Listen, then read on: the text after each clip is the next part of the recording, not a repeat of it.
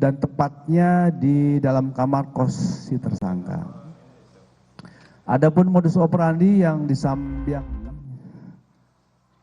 sangat rentan sekali terhadap kekerasan, ya, dan juga kekerasan psikologi maupun fisik. Ya, ini yang terjadi saat ini sehingga menjadi suatu catatan penting bagi kita bahwa ini perlu diasistensi. Baik rekan-rekan sekalian, pada hari ini kami menyampaikan rilis berdasarkan laporan polisi nomor LPB 175 4 Romawi 2025 SPKT Polres Garut Polda Jawa Barat tanggal 15 April 2025 atas nama pelapor, ya, ini dari inisialnya AED, ya. Dan TKP dari kejahatan kekerasan seksual ini di Jalan Mayor Samsu, Kecamatan Tarogong Kidul, Kabupaten Garut khususnya, dan tepatnya di dalam kamar kos si tersangka. Adapun modus operandi yang kami sampaikan di sini bahwa tersangka MSF usia 33 tahun adalah dokter kandungan pada klinik Karya Harsa yang beralamat di Jalan Ahmad Yani, Garut. Jadi bersangkutan ini memiliki izin, ya, di beberapa rumah sakit yang ada di Garut. Ya, tetapi yang di sini merupakan salah satu izin di klinik tertentu. Nah, kemudian modus tersangka MSF adalah melakukan suntik vaksin gonore kepada korban saudara yang berusia 24 tahun ini, yang dilakukan di luar klinik, yaitu di kediaman orang tua korban yang beralamat di Jalan Terusan Pembangunan Desa Sugagalih, Kecamatan Tarogong Kidul, Kabupaten Garut. Kemudian selesai korban melaksanakan pemeriksaan, kemudian akan pergi kembali ke rumahnya karena pada saat datang itu yang bersangkutan ke rumah korban itu menggunakan ojek online. Ya.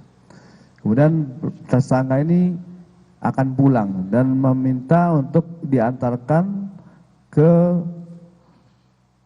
kos-kosan si tersangka ini. Ya.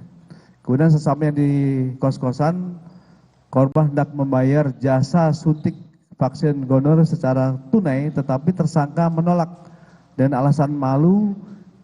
Ada yang melihat dan minta membayar di dalam kamar kos. Nah, ketika di dalam kamar kos ini tersangka secara paksa meraba-raba bagian tertentu dan bagian tertentu lainnya dalam baju sehingga kemudian melakukan perlawanan. Ya, ada penolakan dari si korban. Nanti secara detail akan disampaikan oleh Bapak Kapolres. Di sini tersangka jelas di keterangan kami bahwa berinisial MSF, ya. Pekerjaan dokter kandungan dengan alamat Kecamatan Regol, Kota Bandung. Ini sesuai dengan KTP. Kemudian untuk korban ini berusia 24 tahun, pekerjaan wira swasta, alamat Kabupaten Garut. Di sini dari tim Polres Garut Reserse atas arahan dari Bapak Kapolres Garut telah memeriksa kurang lebih 10 saksi. Ya, 10 saksi yang sudah dilakukan pemeriksaan. Ini yang pertama adalah saudara korban sendiri, kemudian orang tua, ibu dari korban, ya. Kemudian ini saudaranya dari korban, ya. Kemudian bidan, kemudian ada dokter yang lain, bidan satu lagi, dokter yang lainnya, dan juga seorang ahli psikologi. Kemudian barang bukti yang bisa kami sampaikan di sini, rekan-rekan sekalian, bisa ditunjukkan oleh Pak Kapolres, ya. Ini ada bukti dari baju korban yang saat itu dipakai, ya, dan juga ada memory card, dan isi daripada memory card dan flash ini adalah rekaman korban dengan pelaku pada saat kejadian. Kemudian untuk undang-undang dan pasal, rekan-rekan sekalian, untuk undang-undang pasal ini kami tetapkan yaitu pasal 6 huruf B dan atau C, junto pasal 15 ayat 1 dan huruf B Undang-Undang RI tahun 2012. Ulangi, Undang-Undang RI nomor 12 tahun 2022 tentang tindak pidana kekerasan seksual dan pasal 308 Undang-Undang RI nomor 17 tahun 2023 tentang kesehatan. Ini pasal yang kita kenakan kepada tersangka. Kemudian ada pun ancaman hukuman, ya, ancaman hukuman yang dipasangkan di sini adalah dipidana dengan pidana penjara paling lama 12 tahun dan atau pidana denda paling banyak Rp 300 juta. Dan pada hari ini, karena ini menjadi suatu perhatian publik banyak di media sosial dan sebagainya, kami menyampaikan kepada seluruh masyarakat, ya, untuk bisa menjaga privasi dari korban, ya. Karena di sini ketika dia sudah menjadi korban kekerasan seksual, juga korban daripada sosial yang ada di media. Nah, di sini rekan-rekan sekalian, kami telah membuka hotline, ya, membuka hotline. Ini merupakan posko pengaduan, ya. Bisa dicatat buat rekan-rekan sekalian di sini dan juga kepada masyarakat yang merasa menjadi korban.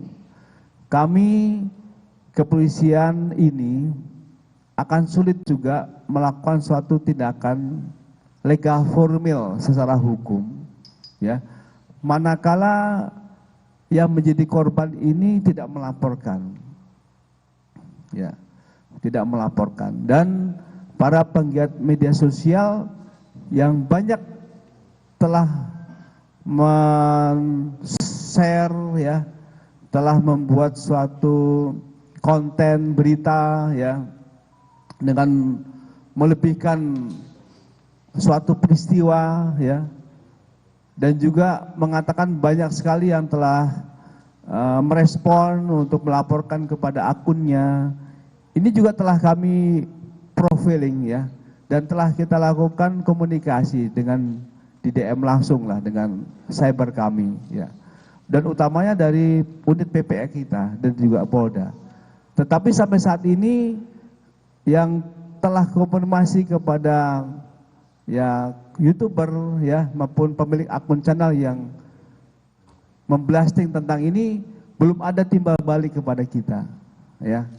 Nah, ini tentu saja para netizen ini juga harus bijak bermedia sosial, ya, tetapi kita juga mendukung. Kita harus ada rasa empati dan simpati kepada korban. Nah, untuk itu di samping dari berbagai multi platform, ya, yang ada di dunia maya, silakan itu menjadi rujukan untuk bisa melaporkan juga kepada kami di hotline kami ini di nomor 08111, ya, satunya 3 kali, kemudian 34040440. Ini nomornya cukup menarik, ya. Jadi saya ulangi lagi, ini 08113404040. Ini Kapolres Garut memilihnya bagus sekali nih, ya, nomor cantik, tapi diperuntukkan untuk pelayanan kepada masyarakat. Demikian dari saya, Kabid Humas, dan selanjutnya kami persilakan kepada Kapolres yang lebih detail untuk menyampaikan uraian singkat kejadian. Terima kasih. Waktu dan tempat kami persilakan. Baik, Assalamualaikum warahmatullahi wabarakatuh. Terima kasih, mohon izin kami menyampaikan kronologis kejadian yang terjadi. Yang dilaporkan ada laporan polisi yang tadi disebutkan oleh Bapak Kabid Humas Polda Jawa Barat. Jadi peristiwa ini dimulai pada saat korban konsultasi kemudian mendatangi sebuah klinik di Kabupaten Garut karena permasalahan kesehatan. Pada kunjungan pertama yang bersangkutan dilakukan pemeriksaan kesehatan di klinik tersebut. Kemudian selang beberapa hari, pelaku dalam hal ini dokter yang dikunjungi menawarkan untuk kunjungan praktek di tempat kediaman korban. Dalam hari ini, pada kasus ini yaitu di rumah orang tua korban. Selang 3 hari, pelaku dengan menggunakan ojek online itu datang ke rumah korban. Dilakukan pemeriksaan, kemudian dilakukan juga menyuntik tadi yang disampaikan oleh Bapak Kabid Humas, dan pembayarannya itu dilakukan di tempat tinggal pelaku. Karena tadi pelaku datang menggunakan kendaraan ojek online, pelaku menyampaikan bahwa minta diantarkan pulang kepada korban. Akhirnya dengan kendaraan roda 2 korban, karena rumah korban dari rumah orang tua pelaku ini satu arah, pelaku minta diantarkan ke tempat kos-kosannya. Sampai dengan di rumah kos-kosan, di rumah pelaku, korban kemudian membayar biaya kesehatan tadi sekitar 6 juta. Namun pelaku menyampaikan jangan di depan rumah karena nanti dilihat orang. Kemudian pelaku menawarkan untuk pembayaran itu dilakukan di dalam rumah. Ketika terjadi di dalam rumah, pelaku mengunci pintu, kemudian mendekati korban, mencium leher dan sebagainya. Di sini korban berusaha menolak, kemudian korban juga menyampaikan, mengancam akan melaporkan malam ini juga. Pelaku tetap melakukan perbuatannya sampai akhirnya si korban berusaha melawan dan menendang. Akhirnya pelaku keluar dan pergi. Sampai dengan hari ini memang laporan polisi yang kami terima itu baru 1. Seperti yang disampaikan oleh Bapak Kabid Humas Polda Jawa Barat, banyak korban diindikasikan, namun yang membuat laporan secara tertulis baru 1. Ada 1 lagi korban, namun yang bersangkutan masih belum bersedia untuk dibuatkan laporan polisi. Jadi masih berupa pemeriksaan saksi. Mungkin itu saja yang dapat saya sampaikan. Selanjutnya secara teknis juga nanti dari ID Kabupaten Garut nanti akan menyampaikan. Untuk waktu kami persilakan.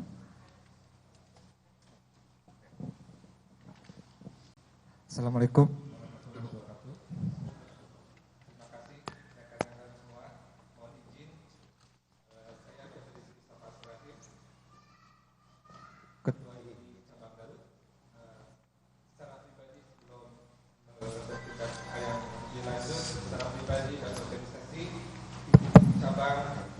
Menyatakan rasa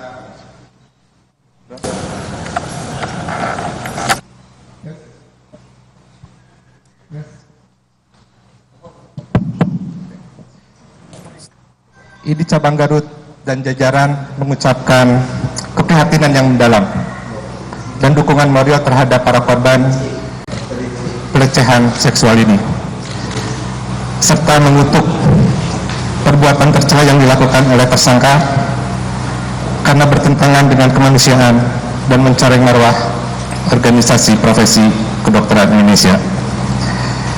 Selama ini di Cabang Garut juga sudah berkoordinasi dengan ID wilayah untuk melakukan proses. Yang kita lakukan dalam hal ini adalah proses pelanggaran dan etika, termasuk disiplin profesi, karena beliau adalah seorang dokter. Selanjutnya, seperti yang kita lihat hari ini, menghormati dan mendukung semua proses hukum secara transparan dan berkeadilan oleh pihak kepolisian. Ke depan, ID Garut akan berkolaborasi dengan pemerintah daerah untuk menindaklanjuti hal-hal yang menjadi keluhan masyarakat.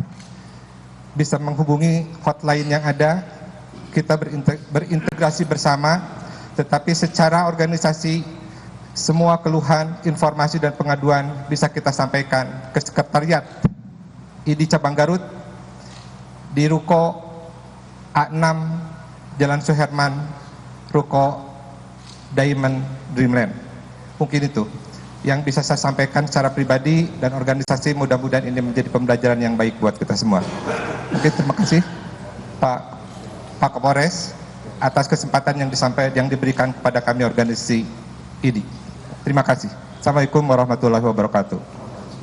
Baik rekan-rekan sekalian, jadi rilis yang kami sampaikan secara singkat, jelas dan padat sudah kami sampaikan. Ya, kami berharap dari semua rekan-rekan media berilah kesempatan kepada kami pihak kepolisian Polres Garut untuk diberikan ruang waktu untuk menyidik secara profesional, ya, prosedural, ya. Dan kita ketahui bahwa untuk kasus ini merupakan kasus yang sangat rentan, ya, terhadap perempuan dan anak tadi saya katakan, yang dimana korbannya mudah secara korban fisik maupun psikologis, ya.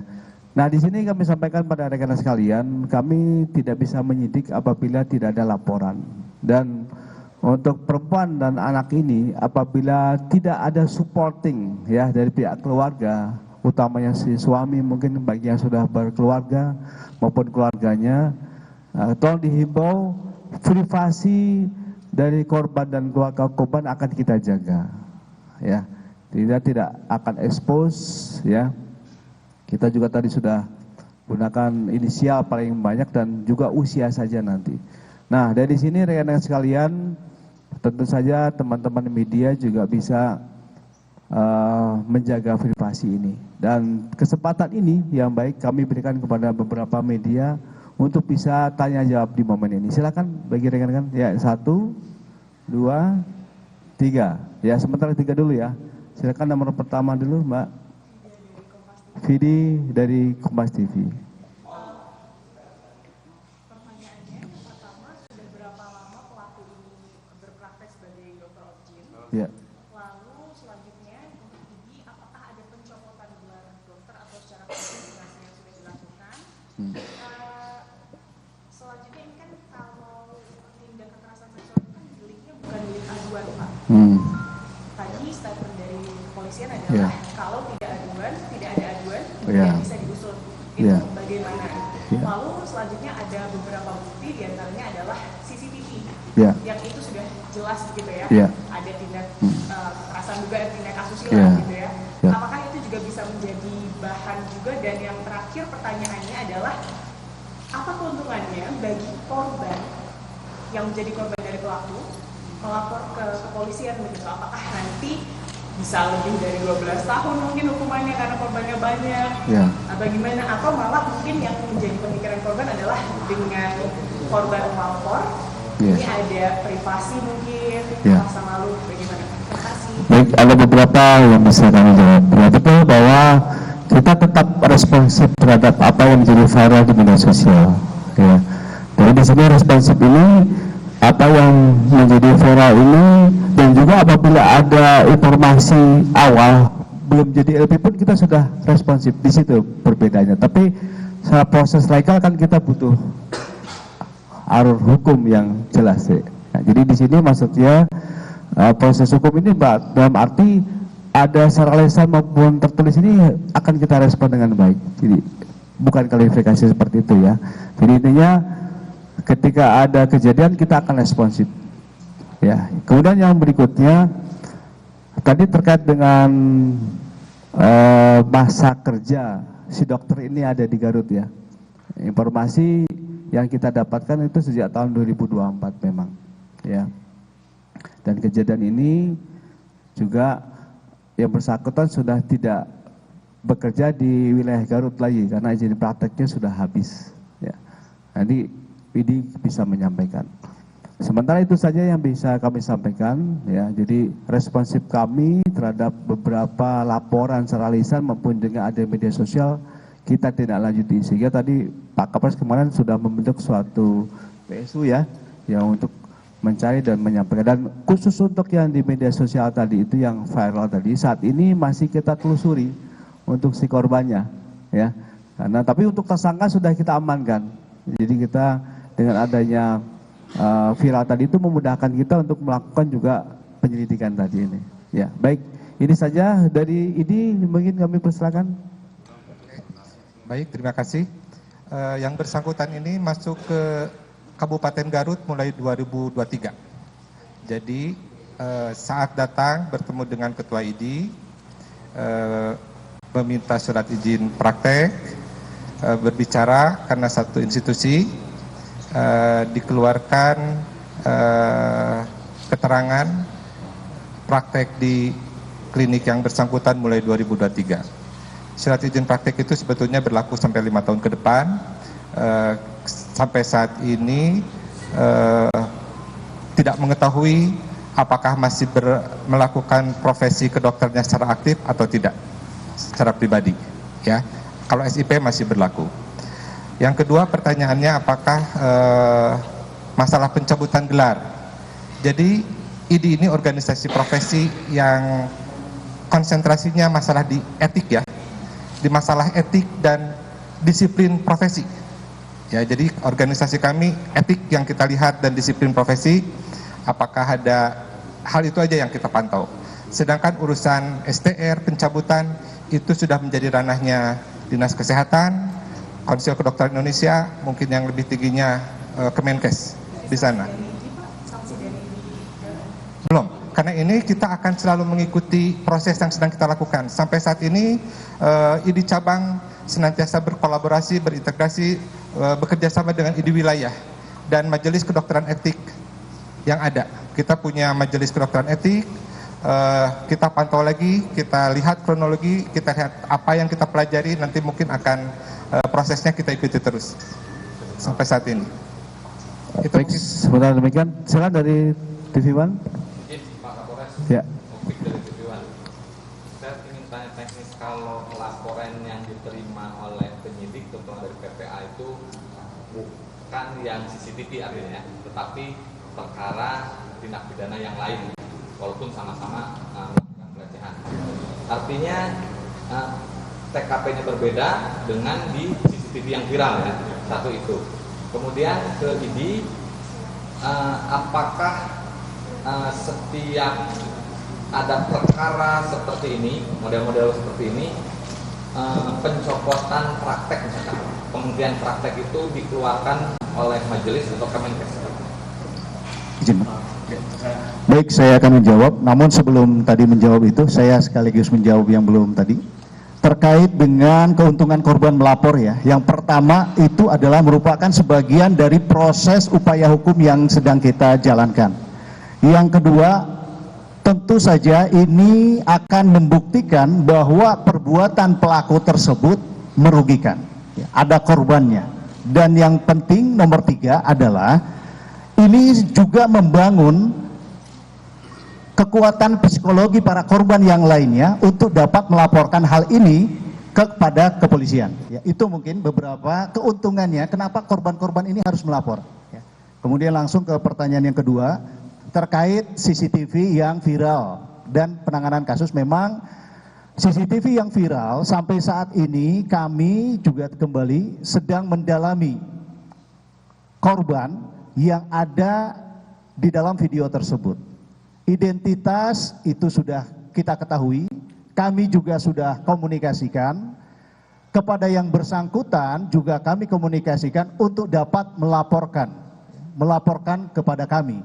Namun yang bersangkutan atau korban memang menyampaikan kepada kami, yang pertama akan menyampaikan dulu berkonsultasi dengan suami dan keluarganya. Ini yang patut kita perhatikan, menjadi atensi bahwa memang korban juga akan menjadi permasalahan pribadi ketika ini dibawa ke ruang publik. Kami menyadari itu sehingga kami pun tidak bisa serta-merta membawa korban itu ke ranah proses penyidikan. Kami hanya bisa menghimbau dan menjamin hak-hak korban, kerahasiaan identitas korban, dan perlindungan korban secara optimal oleh kepolisian. Demikian. Nanti IDI silakan. Terima kasih. Untuk masalah surat izin praktek, masalah ranah surat izin praktek itu yang menerbitkan adalah Dinas Kesehatan. Tuh. Jadi masalah pencabutan, masalah segala macam, mungkin ranahnya Dinas Kesehatan. STR ada ranahnya Konsil Kedokteran Indonesia. Cuma itu aja. Jadi IDI hanya membatasi masalahnya di etik dan disiplin profesi, keilmuan. Hanya itu saja yang kita lakukan di organisasi profesi. Terima kasih. Baik, tadi kita kembali untuk menguatkan jawaban dari Mbak Kompas tadi, Mbak Vinda ya. Jadi keuntungan apabila dari pelapor ini kepada pihak kepolisian. Jadi manakala pelapor ini ada lebih dari satu, di konstruksi hukumnya akan berubah. Ada suatu penguatan daripada konstruksi hukum itu dengan pasal penguat tadi itu. Di mana pasal penguat tadi yang sudah ditetapkan oleh sebagai pasal pokok ya. Nanti ada pasal tambahan manakala ada 2 atau 3 korban lainnya. Konstruksi hukumnya akan bertambah menjadi JO 64 ya, undang-undang RUU baru tentang perbuatan yang berulang. Sehingga tadi konstruksi hukumnya tuntutannya juga akan semakin kuat. Sehingga maksimalkan tadi itu. Nah, ini yang tadi disampaikan oleh beliau tadi, inilah jawaban kami. Baik, ini pertanyaan 2 sudah kami jawab. Silakan kepada rekan dari mana, silakan. Saya Iko dari Kumparan, Pak. Mau nanya fokusnya ke IDI. Yang pertama, ini kan dokter tersangka ini sudah cukup lama di Garut. Yang pertama pertanyaan saya, itu dia praktek di rumah sakit dan klinik mana saja, atau dia sudah ini? Kalau melihat beberapa kegiatan, kalau tidak salah dia juga suka melakukan safari kegiatan keobjinan di beberapa puskesmas, hampir seluruh puskesmas di Kabupaten Garut. Itu yang pertama. Yang kedua, apakah memang kasus serupa ini sempat dilaporkan sebelumnya? Karena informasi yang kami terima di lapangan bahwa ID Garut bahkan menyebut bahwa ketua ID Garut pun sempat melaporkan koordinasi dengan pihak terkait pernah menerima aduan adanya dugaan pelecehan seksual yang sempat diceritakan oleh warganet di Twitter, kemudian berkoordinasi. Apakah kemudian proses itu berlanjut sehingga kemudian narasi itu yang kemarin viral di media sosial? Terima kasih. Terima kasih. Pertanyaan pertama, praktek di mana saja SIP? Berdasarkan data yang kita ketahui, SIP itu Dinas Kesehatannya mengeluarkan, sementara kemarin bertugas di Rumah Sakit Malangbong, yang kedua di Karya Harsa. Itu yang kita ketahui berdasarkan SIP yang berlaku. Jadi hanya situ, itu aja. Hanya 2, Pak. Masalah dia melakukan roadshow. Roadshow itu merupakan kegiatan keilmuan kita. Saya secara pribadi SPOG ini melakukan roadshow ke 67 puskesmas untuk membina semua puskesmas. Di sana ada proses pembelajaran, mungkin itu hanya surat tugas dari Dinas Kesehatan untuk membina puskesmas terkait. Memang dibagi, terutama di wilayah kerjanya Garut Timur, itu yang saya ketahui. Yang kedua, masalah apakah ada pernah ada aduan atau yang diketahui menindaklanjuti ketua ID, belum. Saya ketua ID dari 2022, saya diangkat ketua ID, sampai saat ini belum ada keluhan, belum ada aduan. Jadi saya tidak mengetahui ada masalah ini sampai 3 hari yang lalu. Mungkin begitu. Lanjutannya kan kalau tidak salah juga, kalau ada wawancara dengan Dinas Kesehatan bahwa ada proses sempat terjadi case serupa, tapi kemudian diselesaikan secara keluarga. Apakah kemudian ada proses koordinasi itu, atau memang itu hanya proses di luar ID, atau ID tidak dilibatkan dalam proses itu? Tidak, ID tidak pernah dilibatkan dan tidak pernah mengetahui proses aduan seperti ini. Yang kita lakukan adalah lebih banyak koordinasi bagaimana menurunkan angka kematian ibu dan angka kematian bayi dari profesi ID, termasuk saya pribadi di Rumah Sakit RSUD Garut. Itu aja. Terima kasih. Baik, sesi kedua kami buka lagi 2 pertanyaan. Baik, boleh dititipkan juga. Oke, silakan. Nanti yang kedua, satu lagi tadi. Oh ya, baik, silakan.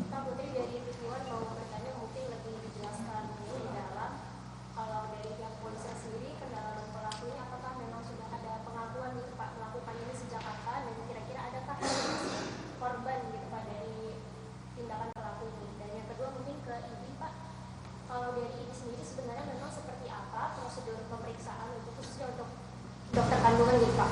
Kalau kita lihat dari video yang viral kan memang itu di ruangan itu hanya berdua dengan pasien. Apakah memang tidak ada pendampingan dari perawat? Bisa dijelaskan? Saya tambang tapi sekaligus langsung pertanyaan kedua, silakan. Tadi disebutkan ada barang bukti berbentuk flash disk. Ya. Apakah flash disk ini milik korban ataupun milik pelaku? Kemudian di dalam flash disk ini apakah rekaman video asusila tersangka ataupun bukti-bukti yang lain. Baik. Baik, terima kasih. Ini kita fasilitasi, nanti kami berikan kepada Kapolres Teknis dan juga ini. Silakan.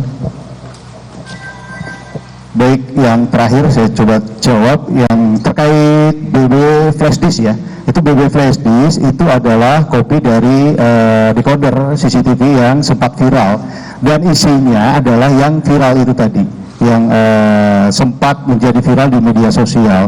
Decoder dan peralatan sudah kita amankan, kemudian kita juga kopi untuk keaslian untuk mencari apakah video tersebut identik dengan apa yang viral selama ini. Kemudian tentu isinya itu terkait yang viral antara korban dan pelaku, yang dimana salah satu korban sampai saat ini kami masih komunikasikan secara intens dan kami menghimbau untuk beliau dapat membuat laporan secara tertulis ke kepolisian agar proses permasalahan dan proses penyidikan bisa tuntas. Kemudian yang kedua dari TV One, bahwa pelaku sejak kapan itu tadi ya. Memang dari hasil pemeriksaan sementara pelaku hanya mengakui sekitar 4 kali dari hasil pemeriksaan sementara. Namun kami masih mendalami, tentu dengan berjalannya waktu dan nanti korban-korban yang akan melaporkan, tentu kami akan memeriksa kembali berapa korban yang memang telah mendapatkan perlakuan kekerasan seksual ini, baik di tempat fasilitas kesehatan maupun di luar fasilitas kesehatan. Jadi untuk sementara yang diakui oleh pelaku itu sekitar 4. Demikian. Baik, terima kasih. Ini secara pribadi belum pernah dan belum sempat bertemu dengan MSF. Yang bisa kita lakukan menilai dari bukti yang viral aja. Jadi secara kronologis yang kita temukan, saya berkoordinasi dengan ID wilayah, melaporkan secara kronologis apa yang kita dapatkan berdasarkan anamnesis, pengumpulan data yang kita punya dan kita laporkan ke ID wilayah. Mungkin ini akan ditindaklanjuti oleh Majelis Kedokteran Etik Kedokteran nanti, ya. Yang kedua, pendampingan. Nah, masalah pendampingan ini ada dua sisi, dari sisi pasien dan dari sisi kita pelaksana. Kalau secara pribadi dari dokter etik, selama proses pemeriksaan itu, selama proses pemeriksaan, apalagi kita dokter laki-laki, didampingi. Biasanya oleh tenaga kesehatan, harus tenaga kesehatan perempuan. Sebaiknya, nyamannya itu perempuan. Tetapi pada prosesnya, pada proses lain, pendampingan hak pasien untuk didampingi oleh keluarga, didampingi oleh siapapun, termasuk pada proses diskusi penyakit. Apakah asisten kita berhak tahu masalah penyakit yang diderita oleh pasien? Ini menjadi hak yang berbeda antara dokter, hak dokter sebagai pelaksana dan hak pasien. Biasanya kita lakukan nakes bisa lebih jauh. Jadi kita bisa membicarakan hal-hal yang lebih teknis yang menjadi private pasien, kita layani sesuai dengan keinginan pasien. Karena itu mungkin hak pasien. Jadi kita hormati mana hak pasien, mana hak kita sebagai tenaga profesi dokter. Terima kasih. Baik, saya kira demikian. Nanti manakala rekan-rekan masih ada beberapa pertanyaan, nanti ditampung oleh Kasubas kita dan akan kita jawab secara lengkap. Baik, terima kasih. Kita tutup untuk press kita hari ini. Wabillahi taufiq wal hidayah. Wassalamualaikum warahmatullahi wabarakatuh. Ya, saudara, baru saja kita dengarkan tadi adalah gelar perkara yang dilakukan di Garut, Jawa Barat terkait dengan kasus dugaan pelecehan seksual oleh dokter kandungan di Garut, Jawa Barat. Tadi disampaikan oleh sejumlah narasumber yang memberikan keterangan saudara bahwa sejauh ini ada satu korban yang sudah melapor ke polisi secara resmi, sementara satu korban lainnya ini sudah dimintai keterangan, sudah diperiksa, namun memang tidak memberikan keterangan ataupun laporan resmi kepada polisi.